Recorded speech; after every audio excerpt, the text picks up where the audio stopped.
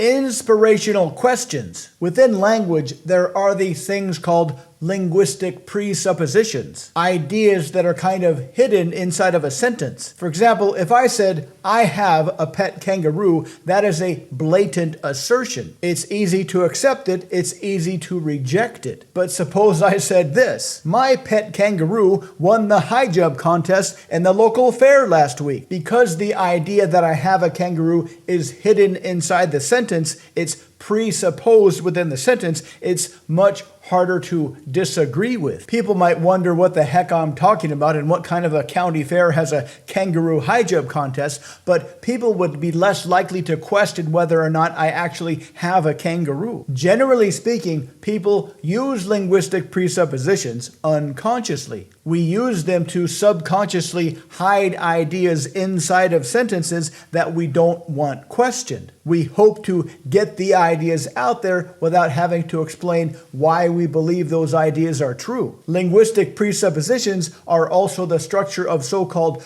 gotcha questions that covertly confrontational interviewers ask of their guests. The most famous is, when did you stop beating your wife? The question presupposes that there was a time where the guy actually did beat his wife. Because the idea that they used to beat their wife is hidden inside the sentence, they are generally caught off balance. They pause before responding. They get a little bit angry before responding. Gotcha questions are very much a linguistic sucker punch. Imagine the people watching the interview. They hear the question that presupposes the guy used to beat his wife. He doesn't immediately deny it. He's thrown off balance. He gets a little bit angry. So to many of the viewers, he looks guilty. So the interviewer managed to destroy his reputation, which was his intention all along. But you can do the reverse. You can use linguistic presuppositions in the form of questions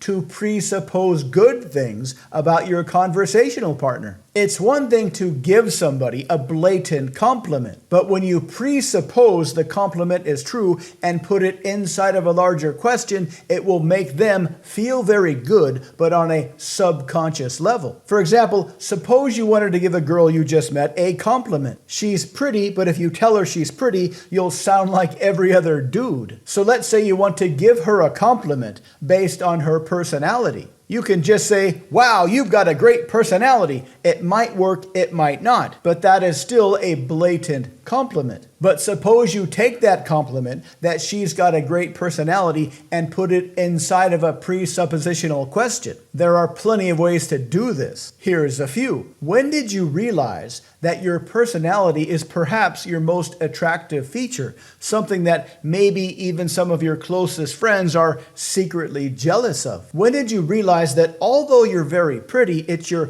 personality that most people are attracted to? What is it about your personality that makes you so attractive even to people that don't know you very well? Have you always been aware that your personality is perhaps more attractive than your gorgeous face? Or suppose you've got a friend who's got a big project at work coming up and they're starting to get a little nervous. First, come up with a personality trait that will make them feel better about their ability to handle the project. Then wrap it up in a few presuppositional questions. When did you realize that you were the kind of guy that always finishes what you start? How often have you demonstrated to others that not only do you have positive leadership traits, but you always destroy any obstacle that comes up? What is it about your intelligence that makes finishing what you start almost second nature? Try these out with your friends and have some fun. If you'd like to learn more about conversational persuasion and seduction, please visit mindpersuasion.com. Check out the links below. And because we make videos almost every day,